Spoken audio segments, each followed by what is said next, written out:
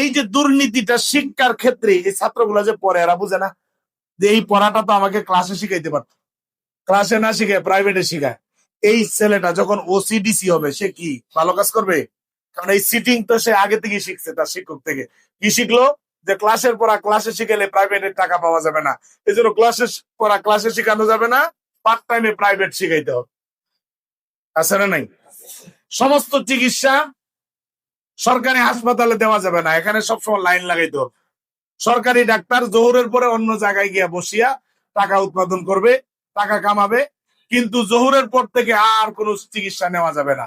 চিকিৎসা নেওয়া যাবে না কারণ তার আলাদা কি আছে, চেম্বার আছে। এই প্রত্যেকটা টাকাই ডাক্তারের জন্য হারাম হবে। তাকে সরকারি বেতন দেওয়া হয়েছে, সে 24 ঘন্টা এখানে ডিউটি করবে। আলাদা ভাবে যদি সে ডিউটি করতেই পারে তাহলে বোঝা গেল তার দায়িত্ব আরো বাড়ায় দেওয়া দরকার। সে তো 4 ঘন্টার ডিউটি না, সে 8টা থেকে 12টা না, বরং 8টা থেকে 12টা, এরপরে জোহর থেকে আসর, সে তো মাগরিব থেকে রাত 11টা পর্যন্ত ডিউটি করেছে প্রাইভেট মেডিকেলের মধ্যে। এই সমস্ত দায়িত্বের যে খেলাপ, এই সবগুলা নিয়ে এই কোরআন কথা বলে। এই জন্য সমস্ত লেভেলের মানুষ সবাইকে মহব্বত করে, শুধু কোরআনের আইনটাকে ভয় পায়। কারণ ডাক্তাররা চিন্তা করে আমাদের প্রাইভেট ভাবে চেম্বার বসানোর সুযোগ বন্ধ হয়ে যাবে। যারা বুঝে গবেষণা করে, যারা টিচার আছে এরা জানে প্রাইভেট বন্ধ হয়ে যাবে, আর যারা এমপি মন্ত্রী আছে এরাও জানে যে দুর্নীতি সব বন্ধ হয়ে যাবে।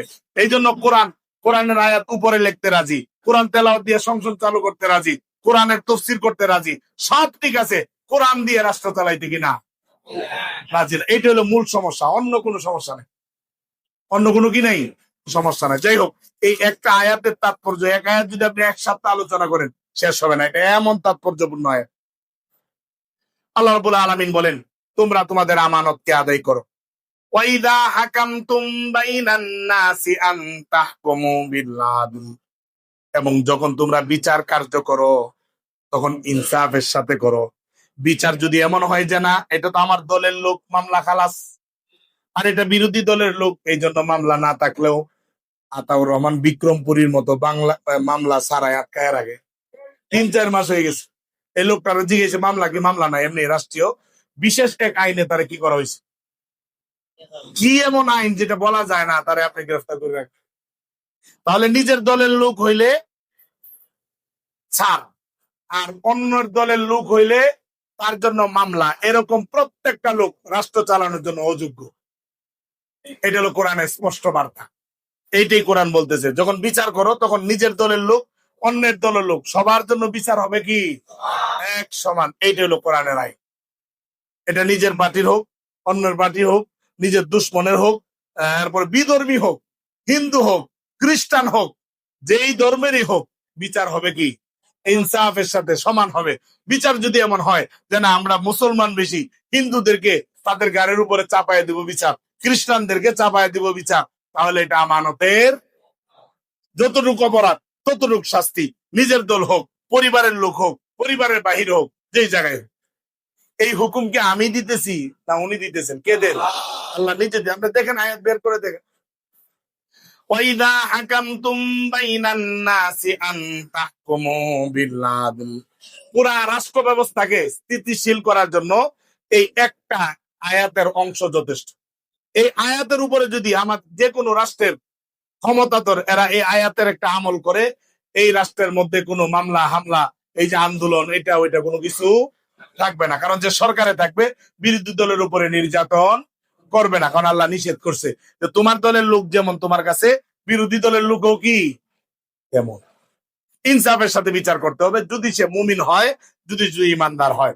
আর আপনি টুপি লাগাইলেন, দাড়ি লাগাইলেন, সব করলেন, ভালো কাজ সব করেন, কিন্তু আল্লাহর এই বিধানটা মানলেন না যে তোমার দলের লোকের জন্য যে বিচার অন্য দলের লোকের জন্য সেই বিচার, এইটা শুধু মানে নাই, সে ইমানদার না বেঈমান?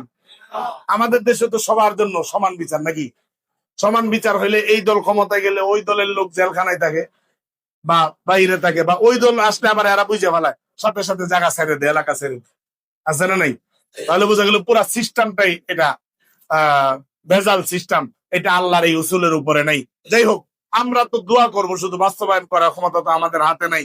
যাদের হাতে বাস্তবায়নের ক্ষমতা আছে, বাস্তবায়ন না করিয়া খানকা নিয়ে বসে আছে, এদেরকে আল্লাহ তাআলা সাইজ করবে। যাদের হাতে বাস্তবায়নের, এই আইন বাস্তবায়নের ক্ষমতা, কি একটা মানুষের কাছে না বাংলাদেশে আছে? ওরা মনে করতেছে যে আমি তো শান্তি দিয়েছি, আমার তসবি তাহলিল ঠিক আছে, পাঁচ ওয়াক্ত নামাজ ঠিক আছে, বা খানকার মালিক হইলে যে মুরিদানো ঠিক আছে, তা আমার ঝামেলাটা কি? আমি রাষ্ট্রের চেয়ারে থেকে আমার পীরের চেয়ার, এটা অনেক শান্তির আছে। কিন্তু আপনার কাছে তো আল্লাহ তাআলা রাষ্ট্রটা পরিচালনার দায়িত্ব মুসলমানদেরকে দিছে, কিন্তু আমরা মুসলমানরা ওইটার পছন্দ হয় না, কারণ ওইটার মধ্যে যেমন মজা এমন সাজাও আছে। রাষ্ট্র পরিচালনা করলে যেমন সুযোগ আছে, সুবিধা আছে, এমন অসুবিধা আছে না নাই? এটা তো দেখতে আছেন। যেই রাষ্ট্র পরিচালনা করে তার শত্রু হয়। আমাদের কি কপাল, আগের যত রাষ্ট্রপতি আছে স্বাধীনতার পরে হয়তো কেউ মেরে ফেলাইছে, না হইলে কেউ জেলখানায় দিয়া, কেউ বিষ দিয়া মারছে, কেউ ওইভাবে মারছে, কেউ মানে সবগুলো এইভাবেই গেছে।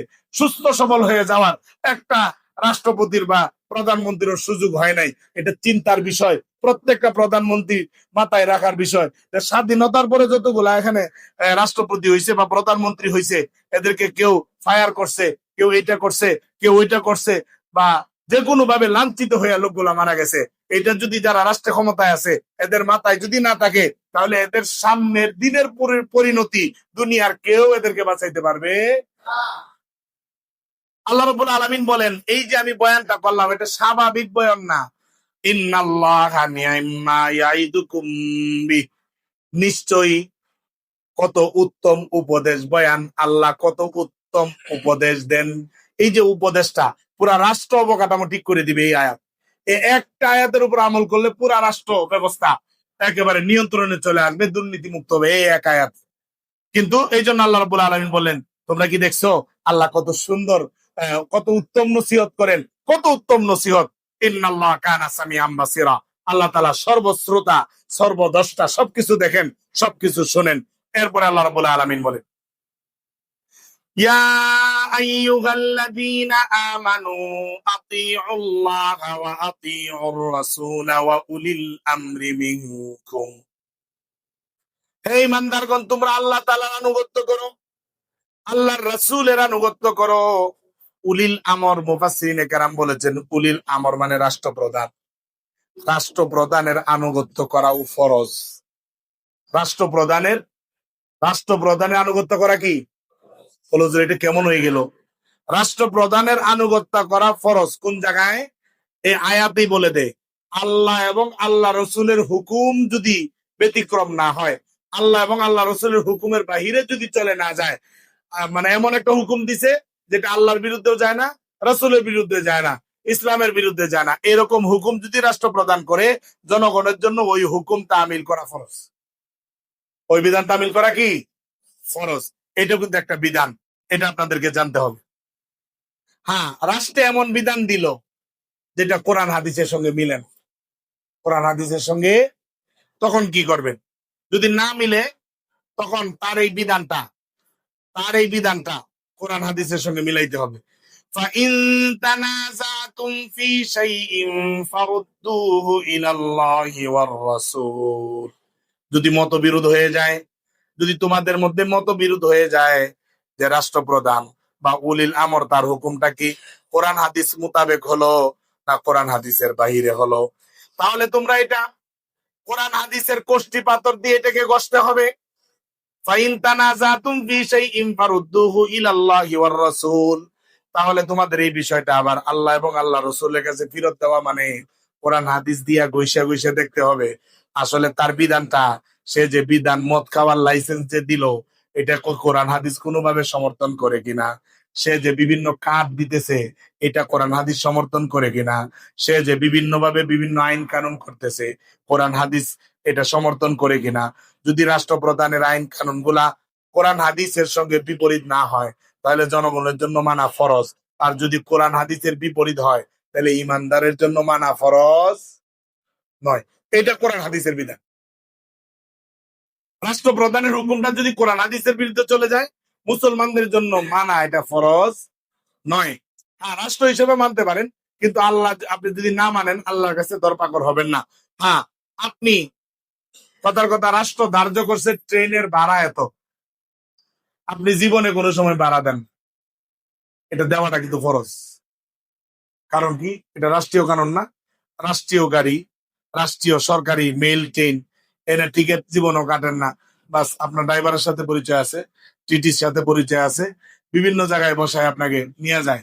তো আপনি সরকারি যে টাইম করলো যে এই ঢাকা থেকে মোমেনশাহী গেলে এত টাকা, ঢাকা থেকে খুলনা গেলে এত টাকা, আপনি এই টাকাটা পরিশোধ করেন না। এই যে পরিশোধ না করে মনে করতেছেন এরা কত চুরি করে ডাকাতি করে, এদেরকে টাকা দিলেই কি না দিলেই কি। আচ্ছা, এই টাকাটা দেওয়া এটা কি কোরআন হাদিসের বিরোধী আছে কোনো কিছু? আপনাকে সার্ভিস দিতেছে, আপনি ভাড়া দিবেন, এটাই তো। তা আপনি যদি না দেন তাহলে কোরআন হাদিস ওইটাকে সমর্থন করে না। বরং কেউ যদি রাষ্ট্রীয় কর যেটা আছে, ন্যায় সঙ্গত কর, ইনকাম ট্যাক্স আছে না, ইনকাম ট্যাক্স, কেউ যদি ইনকাম ট্যাক্স যদি এমন না হয় যেটা তার উপরে জুলুম হবে, হিসাব করে দেখছে যে তার উপরে জুলুম ইনকাম ট্যাক্স, এটা আলাদা বিষয়। কিন্তু স্বাভাবিক ইনকাম ট্যাক্স ফাঁকি দেওয়া হারাম। স্বাভাবিকভাবে ইনকাম ট্যাক্স ফাঁকি দেওয়া, বুঝলে এইগুলো মাসালা তো শুনি না, তো আজকে শুনে রাখেন। ইনকাম ট্যাক্স, রাষ্ট্রীয় ইনকাম ট্যাক্স যেটা আছে, স্বাভাবিকভাবে যেটা মানুষের উপরে জুলুম না, স্বাভাবিক এটা দিতে হয় আসে, এরকম কর এটা পরিশোধ করা, এটা জনগণের উপরে ফরজ। কারণ ট্যাক্স আদায় করে এটা কোরআন হাদিসের বিরোধ না। হ্যাঁ, ট্যাক্স আদায় করতে হয় একজন মসজিদের ইমাম সাহেবের, যে ইমাম সাহেবের ঘর নাই, বাড়ি নাই, কিচ্ছু নাই, তারও ইনকাম ট্যাক্স দিতে হয়, এটা ইমামের উপরে জুলুম। তাহলে এই জুলুমের যে আইন করছে সে এটার গুণাগার হবে, সে গুণাগার হবে। আরেকজনের বাড়ি আছে, ঘর আছে, জমি আছে, টাকা আছে, ইনকাম ট্যাক্স আসে, যখন ইনকাম ট্যাক্স আসে তখনই সে ব্যাংকের সঙ্গে লিয়াজু করে, তো আপনার ইনকামটা কিন্তু হালাল থাকবে না, হারাম হয়ে যাবে। কি হয়ে যাবে? বলো জোরে, এইভাবে আমি ইনকাম ট্যাক্স কিভাবে দিব, এত টাকা আসে। আচ্ছা, আমি যদি ব্যাংকের সঙ্গে লিয়াজু করি, কয় টাকা বাঁচবে আমার? হয়তো বা কিছু বেশ কম হবে। ব্যাংকের সঙ্গে লিয়াজু করলে ব্যাংকে কি টাকা নিবে না? হ্যাঁ, এটা সরকারের ওই পলিসি বুঝে যে তুমি আমারে দিবা না সরাসরি, ব্যাংকে দিতে হইব, ব্যাংকের থেকে তো আমি নিমই, ব্যাংকের টাকা তো আমারই। ওই যে দেখেন কাজেই শুরু করে নাই, 44-45 হাজার কোটি টাকা উদাও ব্যাংক থেকে নিয়ে নিছে। মানে আপনি এখানে না দিলেও ব্যাংকে দিবেন, যে কোনো মূল্যে আপনার থেকে নিবে। যাই হোক, এটা হলো একটা মাসালা। মানার দায়িত্ব হলো আপনার, বোঝার দায়িত্ব আপনার, আমি শুধু বলার দায়িত্ব আলেম হিসাবে, ইমাম হিসাবে আমি আপনাদের জিম্মাদারি পালন করে দিলাম। বাকি কাজ কিন্তু আমার না, বাকি কাজ আপনাদের। এটা আল্লাহ রাব্বুল আলামিন বলছেন যে তোমরা রাসূলের আনুগত্য করো এবং আল্লাহর আনুগত্য করো, রাসূলের আনুগত্য করো। উলিল আমর প্রকৃতপক্ষ হলো ইসলামিক রাষ্ট্রের মধ্যে যিনি খলিফা থাকে, রাষ্ট্রপ্রধান, তাকে বোঝানো হয়েছে। যদি ওই রকম নীতি নৈতিকতা সম্পূর্ণ কোন রাষ্ট্রপ্রধান না থাকে, কোরআন হাদিস সম্পর্কে সে অজ্ঞ, জানেই না, মানেই না, তখন উলিল আমর হিসাবে উলামায়ে কেরাম বলছেন, হক্কানি উলামায়ে কেরাম যারা আছে তালাই উলিল আমর, তাদের কথা মানাও ফরজ। তাদের কথা মানা কি? কতক্ষণ পর্যন্ত? একটা মসজিদের ইমাম যতক্ষণ পর্যন্ত কোরআন হাদিসের মুআফিক কথা বলে, কোরআন হাদিস দিয়ে বললো, কোরআন হাদিসের ভিতরের কথাই বললো, বাহিরে বলে নাই, কোন দলীয় টান নাই তার কাছে, ওইরকম কথা যদি বলে, তো সাধারণ মুসলমানের জন্য ওই কথাটা মানা মুস্তাহাব, ফরজ। ওই কথাটা মানা কি? যেমন ভাবে নামাজ পড়া ফরজ, যাকাত দেওয়া ফরজ, রোজা রাখা ফরজ, ওই ইমামের কথা মানাও ফরজ। কারণ এই জায়গাটা আমরের শিখা, এই জায়গায় হ্যাঁ ইমানদাররা আতিও, আনুগত্য করো আল্লাহ, আল্লাহ রাসূলের এবং হক্কানি উলামায়ে কেরামের। এবং যদি উলামায়ে কেরাম যদি এমন হয় যে কোরআন হাদিসের সাথে মিলে না, তখন তার আনুগত্য করা কি নয়? ফরজ নয়। এটাও আপনাকে জানতে হবে, বুঝতে হবে। আল্লাহ রাব্বুল আলামিন বলেন আনুগত্য করবে কারা? ইন কুনতুম তুমিনুনা বিল্লাহি ওয়াল ইয়াউমিল আখির, যদি তোমরা আল্লাহর উপরে এবং পরকালের উপরে যদি তোমরা বিশ্বাস স্থাপন করো, তাহলে তোমরা আল্লাহর অনুসরণ করবে, তোমরা রাসূলের আনুগত্য করবে এবং হক্কানি উলামায়ে কেরাম যারা কোরআন হাদিস মোতাবেক চলে তাদেরও তোমরা অনুসরণ করবে। দালিকা খায়রু ওয়া আহসানু তাউইলা, এটা এটা হলো কল্যাণ এবং তোমাদের জন্য উত্তম একটা ব্যাখ্যা, পন্থা এটা তোমাদের জন্য।